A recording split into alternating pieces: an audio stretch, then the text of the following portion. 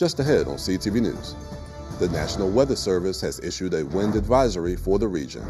Find out how it may affect your holiday travel. And Maryland's oldest HBCU holds its winter graduation. Wherever they find themselves, whatever communities they're in, we want them to leave their mark and lift up their communities. Plus, whether it's something they want or something they need, make sure it's perfect for under the tree. We're bringing you the ultimate gift wrapping tutorial. These stories and more on CTV News, starting now.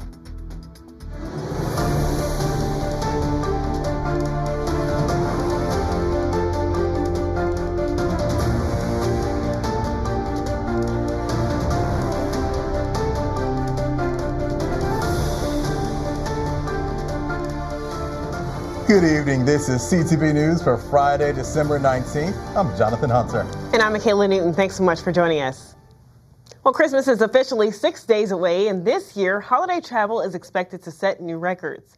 AAA projects more than 122.4 million people will travel at least 50 miles from home. Today will be the busiest day, with car travel dominating this holiday season. For the first time in 4 years, the national average price per gallon has dropped below $3. AAA projects 8.3 million travelers will take domestic flights this holiday season, a 2.3% increase compared to last year.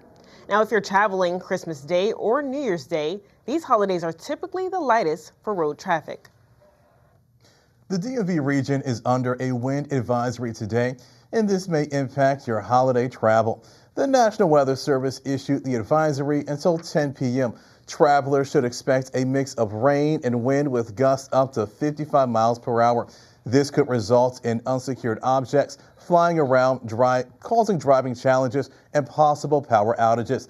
Later tonight, the temperatures are anticipated to drop to the low 20s. And winter is coming, and the county wants you to be ready. Prince George's County leaders say preparation is key as winter approaches, following the 2025 Snow Summit held yesterday. The Department of Public Works and Transportation brought together county agencies and community partners to walk residents through winter safety and storm readiness. Officials highlighted plowing priorities, road treatment plans, and what families can do now before snow and ice arrive. Residents also heard how to stay informed during storms and where to find help if conditions worsen. Things that residents can do to help us is if we have a big snow event, as best that you can, plan ahead so that you're not really trying to get on the road where your car can break down, it can impede plows. You can also compact snow and turn it into icy conditions, which makes it more challenging. Really, the point of the information that we're sharing is to really to help residents understand what's involved with moving snow, and then to do their part to sort of help make Prince George's a safer place in the winter. County officials say taking those early steps can help keep roads safer and families better prepared when winter weather hits. The Maryland congressional delegation announced they are giving Maryland firefighters $6.9 million in federal funding. The money will be used to help firefighters improve their response. That includes hiring, training, and acquiring life-saving equipment. In our area, the Hyattsville, Riverdale, and University of Maryland College Park stations will each receive grants. The lawmakers are optimistic the money will continue to help firefighters protect themselves and the community. Well, the Kennedy Center's board has voted to add President Donald Trump's name to the arts complex, calling it the Trump Kennedy Center. The White House says the vote was unanimous, but Democratic Congresswoman Joyce Beatty says she was blocked from opposing the move. The proposal faces a major legal hurdle. The federal law that created the Kennedy Center prohibits renaming the building. Members of the Kennedy family are pushing back. Joseph Kennedy III says the center is a living memorial that cannot be renamed, comparing it to the Lincoln Memorial. Timothy Shriver called the move an insult to President Kennedy's legacy. With the year coming to a close, we wanted to speak to Congressman Glenn Ivey to get his thoughts on the year. Ivey says 2025 was a tough year for people in Prince George's County. He says thanks to President Donald Trump, many federal workers lost their jobs and several services were cut. The congressman says he and his Democratic lawmakers have continued to fight to make sure Marylanders can have affordable health care.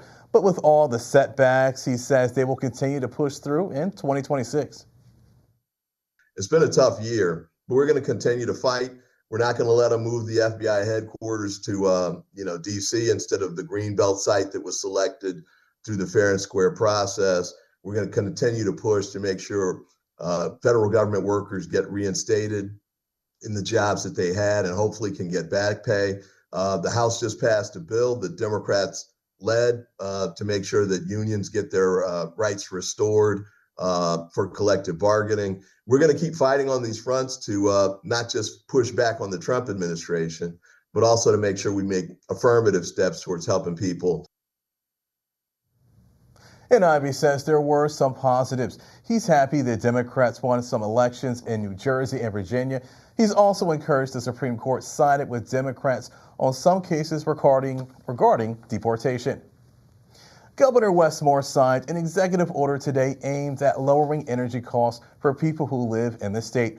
The Building an Affordable, Reliable Energy Future Act orders a whole government approach to combating rising energy costs. New data shows residential energy rates have risen by 44% since 2020. The goal of the executive order is to protect ratepayers and modernize the grid with advanced technology. Marylanders are deeply frustrated. And the truth is that their frustration is justified. Because between September of 2024 and January 2025, the average Marylander saw a 184% jump in their energy costs. That we have seen that from January 25 to September 2025, the average Marylander's residential customer bill has increased by over $77. The Moore and Miller administration has invested in over $130 million into the clean energy and modernization projects in 2025. Well, it's that time of year again, and I'm not talking about Christmas. I'm talking about winter commencement. Today at Bowie State University, we got to watch as graduates proudly walked across the stage to get their diploma, and we hear a little bit from this year's commencement speaker. Take a look. Hundreds of graduates crossed the stage at Bowie State University's winter commencement. Elated, excited, all the emotions. Cheers filled the arena as students earned undergraduate and graduate degrees, marking the end of a chapter and starting the next. University leaders praised the class for pushing through challenges and staying committed. The one thing that touched me the most, in addition to every single thing that I saw, were the students that walked across the stage with tears streaming down their faces. Because behind those tears was a lot of emotion, a lot of hard work, but there was a lot of love for Bowie State. We had 470 plus students graduate today, and we are very, very excited about them, and it breaks out into all different categories, Bachelor of Arts and Bachelor of Science degrees. We have master's degree students, and we had 18 doctoral students today. For graduates, the ceremony represents more than just a diploma. It's a step towards new careers. My next big goal is to open up a private practice, focusing on counseling adolescents in depression and anxiety, and a focus on perinatal counseling for men to support their partners through postpartum depression. What I hope to accomplish the next 5 years is to be the best healthcare administrator that I can be and, help out African American people. And the commencement speaker for this graduation was Dr. Howard John Wesley, the senior pastor of the historic Alfred Street Baptist Church. Question that I simply ask all of you in this place today, especially the class of 2025. Mordecai asked Esther this question: do you care? The number one tip I would give is to lean into your supports, make sure you take care of yourself, and ask for help.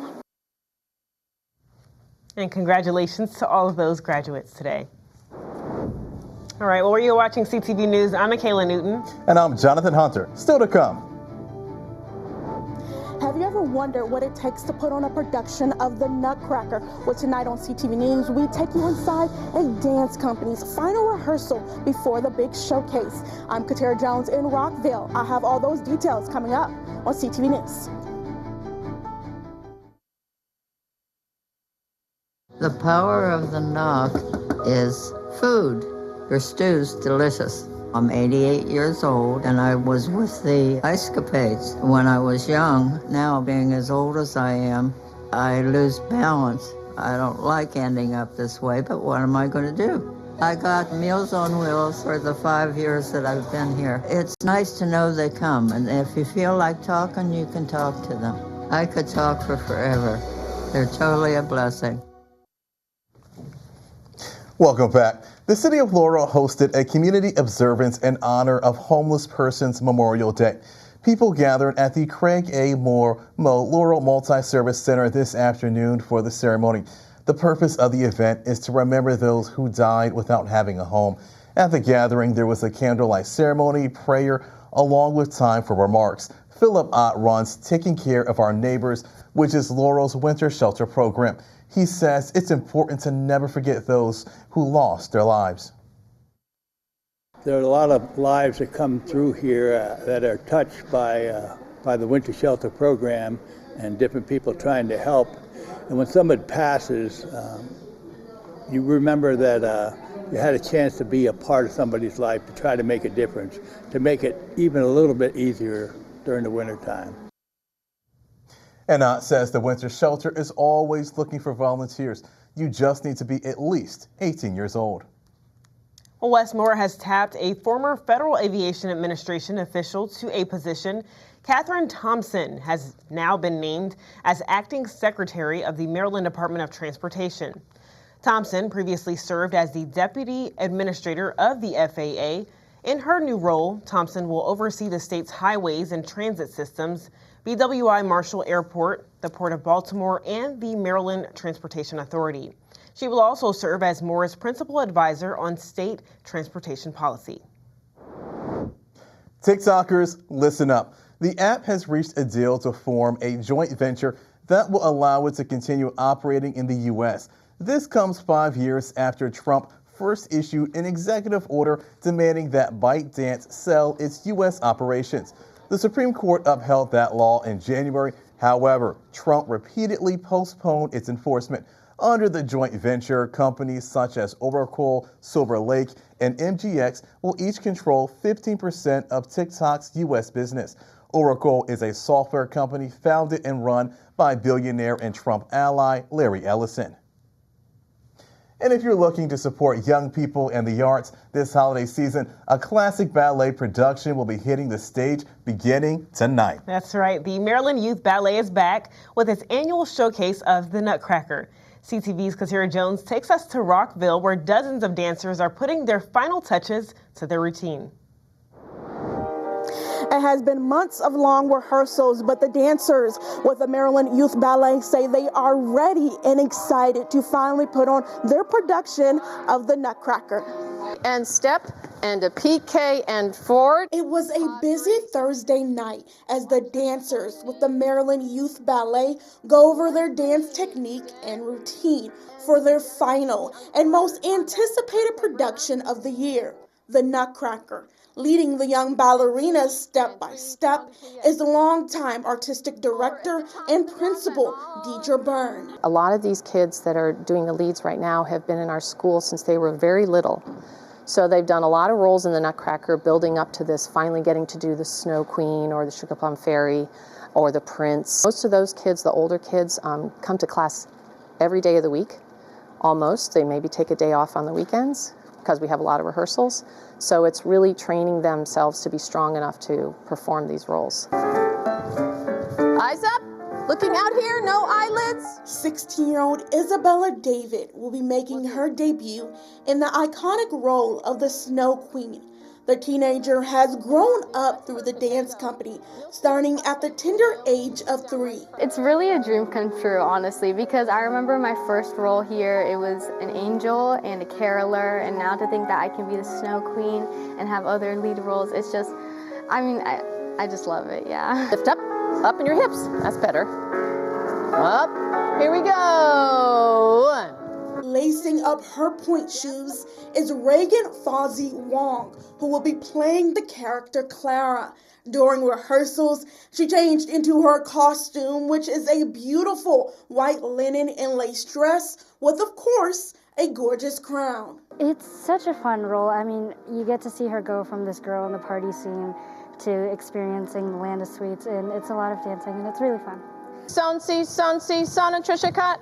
Stepping on stage in several roles, including Snow Prince and Mouse King, is Nelson Mendoza. Like many of the dancers, Nelson has been with the Maryland Youth Ballet for a long time. As a Latino in ballet, he's happy to bring more diversity to this art form. I feel so happy to represent my people and to be here at the MYB community. They're really helpful and they're really encouraging, and it's really just a great experience. 1 and up.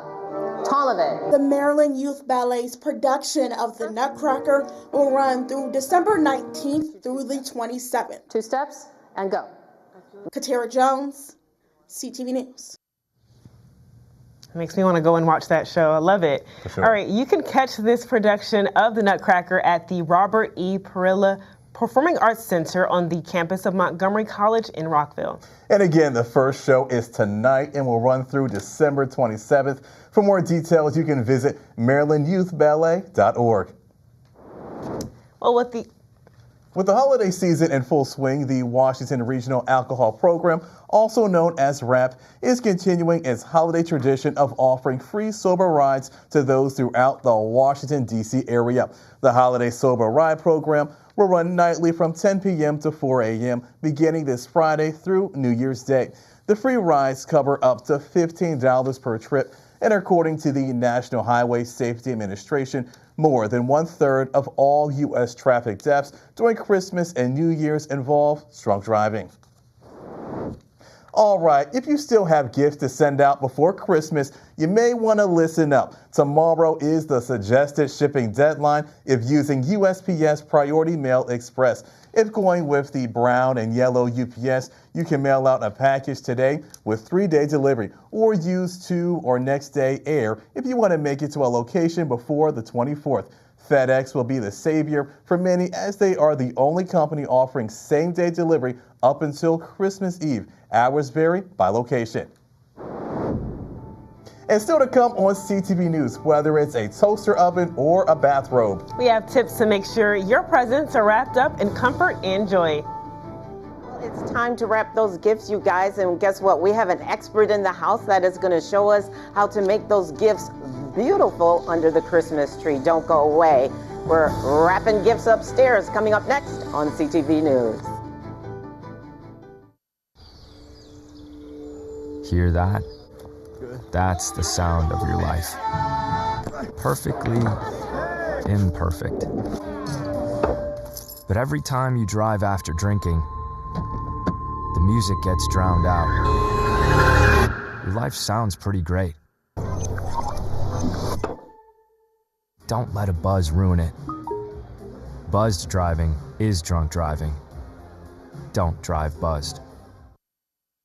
Can you believe it? We're just 6 days away from Christmas, and I hope you guys are finished doing all your holiday shopping. And if you are, the fun starts now. It's the wrapping. And joining me upstairs is a wrapping expert, Shira Lewis. Thanks so much.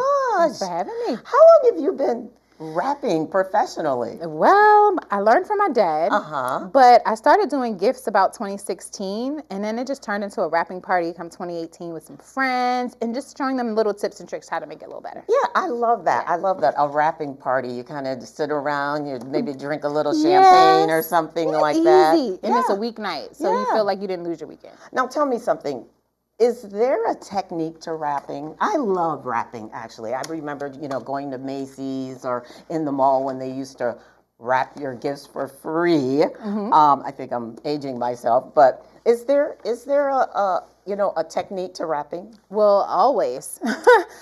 You always want to measure out what size gift you're doing. And one of my favorite things is to use a cutter. Instead of scissors, but they're always handy. So the cutters are really it's simplistic, huh? It's just like a razor blade. And that's because you can follow the lines that typically now on the back of your rolling paper. Yeah. So. And I think a lot of people don't know that, is that they kind of make it really simple for They you. There's do. lines on your wrapping paper. They do. Yeah. I'm happy about that because then you can always just count over and measure. But you know, we used to eyeball it. Yep. And one of the cool things this year was they were into a Ralph Lauren Christmas, so that's kind of where we got this paper I know. from. Everybody's into that Ralph We're Lauren making craze. it fun, though. I know. Now, I just saw you do something, and I do that. I don't know where I learned that. But you kind of bring your paper over it. Yes. You wrap it up. You don't stop right on the line. No, I Okay. don't. And that's because you don't want the crease to be on the end. Yes. You always want it at least close so that you can see where it comes after you fold it over. Great. Yeah. So, okay, let's wrap this little dilly right here. Okay. And show us some of the techniques. I see that your room probably has all kinds of little bells and whistles. Oh, it definitely does. Yeah, we have ribbons, we have accents and things like that. And before we started taping, you were saying sometimes you could just do a simple wrap, but it's the ornaments and the decorations that kind of take it to the next level. Yeah. Wanting to know gift wrapping tips, you know, it's extensive. It's deep. But if you just wrap something and you add an ornament, you add some cranberries, and it could be faux. You can add some greenery. It levels up your gift, and you feel like you've done a lot, and you've only done a And you little. haven't done a lot. Yeah. Okay. So we're just wrapping it, and you know, you always have this like too much wrap, too much extra on it. Yeah, we use our paper cutter just to get to the ends. Yep. I actually wanted to add in some tissue paper to the inside. And what we're doing is just trimming it down so we can get to where we want it to fold it. So you know, when I'm at home, you're doing it. It's so nice. I'm like, because just like you said, it's not really. It's not the. You know, you don't have to get all the corners perfect and everything. Right. It's the addition on top of the Because paper. if you mess up the edges, yes, no one notices. No one notices if you got something like this on top. Yeah, most definitely. So tell me, let's talk about some of the additions that you add with your wrapping paper. This is a great example of just kind of a simple wrap, and you did a pretty bow on it. Well, it's one of my favorite things to do also is make mixed patterns and colors go together. I love mixed patterns. Okay. Yeah. Yes. I think it really makes it look kind of like you tried. But yes, you didn't try. and you can get all these accessories at the dollar store. You don't have to spend a lot of money on some of the accessories. Yeah. Easy, really easy, inexpensive. Even your wrapping paper, like you can get it all done definitely at the dollar store. So before we close out, what are some of the tips that you would give those beginner wrappers that people think that they don't wrap really well in terms of wrapping a gift really well? Oh gosh. Okay, this is good. Okay, so I would definitely say my number one tip is to get you a cutter. Okay, cutter. It makes life a lot easier. Scissors make it janky, and then you're not even worried about the seams. Okay. I would definitely say you want to have tape. The tape should be transparent tape. Okay. Not your clear. It needs to be transparent. Great. We have a cutter. We have tape. Yeah. And a little ornament, you guys, to take your wrapping to the next level. I hope you guys were able to take away and have fun wrapping this holiday season. Back to you at the desk. So many helpful tips. I'm gonna try that at home actually. Thanks, Gina. If you still need to help trying to wrap the perfect gift, you can follow Shira on Instagram for more tips at shy_everything. Don't go away just yet. It's now time for our Friday sports page. That's right, and I heard there was a big game last night. What's happening, Simon? Hey guys, don't move because coming right up, some more high school hoops highlights from last night's matchup. Stay tuned.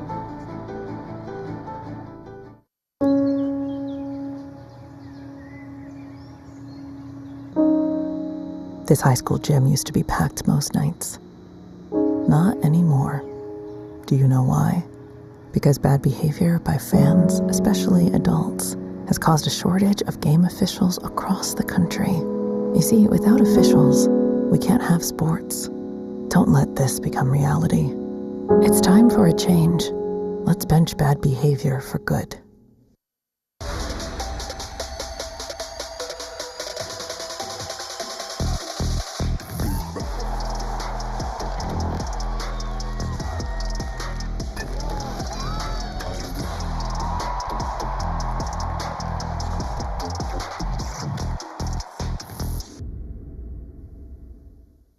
Okay, everyone, you know what time it is. Let's get straight to it. Now, there was an exciting matchup taking place over in Upper Marlboro last night as the Wise High School boys basketball team hosted the defending state champs in Laurel. Now, both teams did get off to a slow start offensively, which kept the game close early on. But as the quarter went on, Wise's offense began to wake up, and this tough and-one finish from Amari Randolph, Deion Walker converting on another contested layup for the Pumas, and Zion Gilchrist knocking down this triple helped Wise jump out to a 10-point lead. The Spartans continued to struggle and went into the second quarter down 19-6 on the Pumas. Now, Laurel still had a tough time finding the bottom of the net in the second quarter as this made long-range jumper accounted for 2 of the 5 points the Spartans would score in the quarter. And because of Laurel's shooting struggles, Wise was able to put even more distance between themselves and Laurel and went into halftime up 33-11. And the Spartans went back to Laurel with another loss, getting beaten in the end 60-25. Meantime, over on Croom Road, the Frederick Douglass Eagles were also in action last night against CMIT North. And after the third quarter, Frederick Douglass did have a lead, but it was a small one as CMIT North was within striking distance, only being down 54-51, and it was clear that this game would go down to the wire. And it would be just that in the fourth quarter as the teams went back and forth in the final quarter. One team would get a bucket and the other would come right down the court and get one of their own. And fast forward to later in the fourth, with less than a minute left, this tough inside finish and 2 made free throws from Carlton Orem made the score 72-66 in favor of Frederick Douglass with 26 seconds left in the game. And then it was Tigers' ball, and they had a chance to make it a one-score game. Guard Cole Williams took the ball up the court and went to the cup to try and get a bucket, but Jacob Bristol came through for his team, swatting away the shot, and it was Eagles' ball after Williams touched it last. And that pretty much sealed the deal as the Eagles barely came away with a win, taking down CMIT North in the end, 72-69. Man, that was a good game, y'all. And there was even more boys basketball action last night as Bladensburg beat Siouxland 73-61. Crosson fell to Gwen Park in a close one, 59-53. And finally, Largo took down Oxon Hill 90-58. And moving on to some news from the gridiron, congratulations to running back Jacory Krosky-Merritt on being named the Pepsi Zero Sugars Rookie of the Week. This comes after his performance against the New York Giants last week, where the former 7th-round pick had 96 rushing yards and scored the team's first touchdown of the afternoon. Washington did end up winning the game 29-21 and snapping their losing streak. Through for Week 15, Krosky-Merritt now has 646 rushing yards and 5 rushing touchdowns. This is Krosky-Merritt's 3rd Rookie of the Week nod this season. Washington will take the field next versus the Philadelphia Eagles tomorrow at 5 o'clock. And that wraps up your Friday sports page. Simon Buggs, CTV Sports. All right, thanks, Simon. For our community calendar, tomorrow afternoon, the Bowie Playhouse is offering movies for the holidays. Tomorrow at 4 p.m., there will be a showing of How the Grinch Stole Christmas. The 2000 comedy, based on the Dr. Seuss book and starring Jim Carrey, tells the story of a grouchy green creature who sets out to sabotage the town of Holesville holiday celebration before he realizes the true meaning of Christmas. Doors open 30 minutes before showtime. For more information, you can contact 301-809-3002. So I just want to wish all residents of Prince George's County a very happy holiday. Please have a safe one, and all the best for an enjoyable season. Happy New Year. I want you to have a wonderful, wonderful holiday. I hope that this season is filled with love and plenty of rest. I'll see you soon. Happy holidays to Prince George's County and the state of Maryland.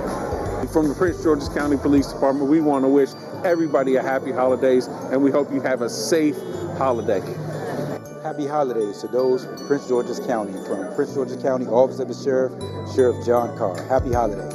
I want to wish everyone in Prince George's County and across this country and this world a very happy and safe holiday season. I know it's been a tough year, but we're still blessed and still finding ways to move forward. So I want to wish all of you a happy and healthy holiday season. Happy holidays to Prince George's County. I am so honored to be your state's attorney. I wish you a marvelous holiday, and I pray that you have a restful, relaxing, and safe time with your family and friends. God bless you.